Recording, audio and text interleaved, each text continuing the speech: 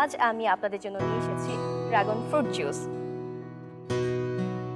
দেখে নেওয়া যাক ড্রাগন ফ্রুট জুস বানাতে কি কি উপকরণ লাগছে। মধু, বিট লবণ, ড্রাগন ফল, আইস কিউব এবং পানি। দর্শক, চলুন শুরু করে দেওয়া যাক। সবার প্রথমে আমি ড্রাগন ফ্রুট নিয়ে নিচ্ছি।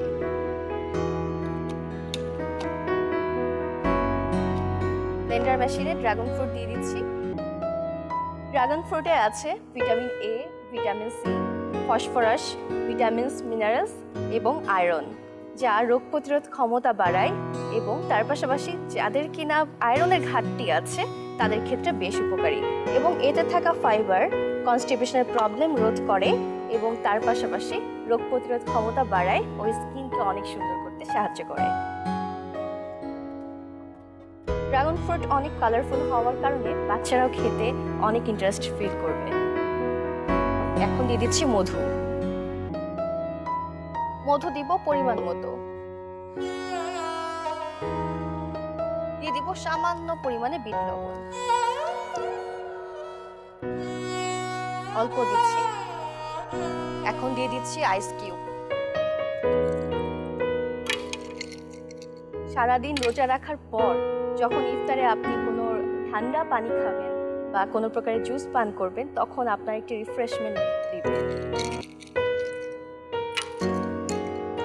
অলমোস্ট হচ্ছে, আমি দিয়ে দিয়েছি।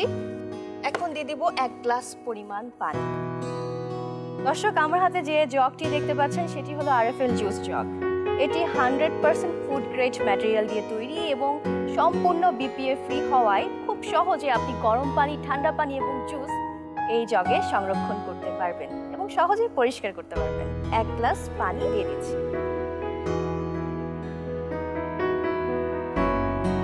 এখন আমি ব্লেন্ডার মেশিনে ব্লেন্ড করব।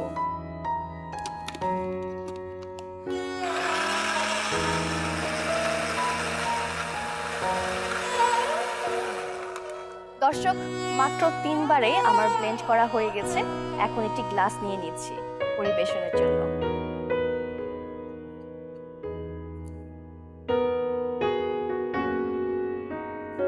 গ্লাস রাখছি। এখন দিয়ে দিব কিছু আইস কিউব।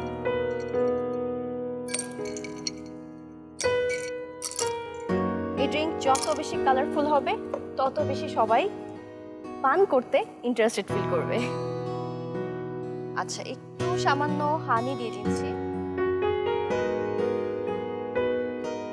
জাস্ট গার্নিশিং এর জন্য।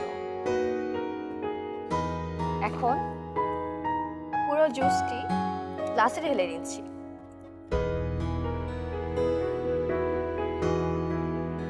বাহ, অনেক কালারফুল হয়েছে। যারা ফল খেতে একেবারে পছন্দ করেন না তাদের ক্ষেত্রে এই জুস বেশ উপকারী।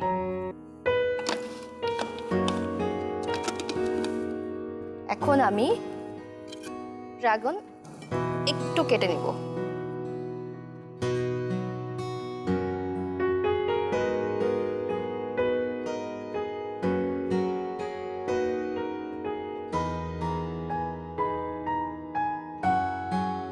দর্শক, দেখে নিলেন খুব সহজেই তৈরি হয়ে গেল মজাদার, পুষ্টিকর, ঝটপট এই রেসিপি ড্রাগন ফ্রুট জুস। তো আর দেরি না করে বানিয়ে ফেলুন এই রেসিপি এবং পরিবেশন করুন আপনার ইফতার টেবিলে পরিবারবর্গের সাথে।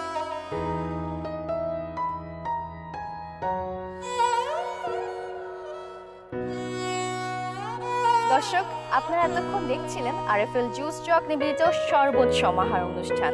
আগামীকাল একই সময়ে নতুন কোনো রেসিপি নিয়ে আপনাদের সামনে আবারও হাজির হব। ততক্ষণ পর্যন্ত সবাই ভালো থাকুন, সুস্থ থাকুন এবং দীপ্ত টিভির সাথে থাকুন। আল্লাহ হাফেজ।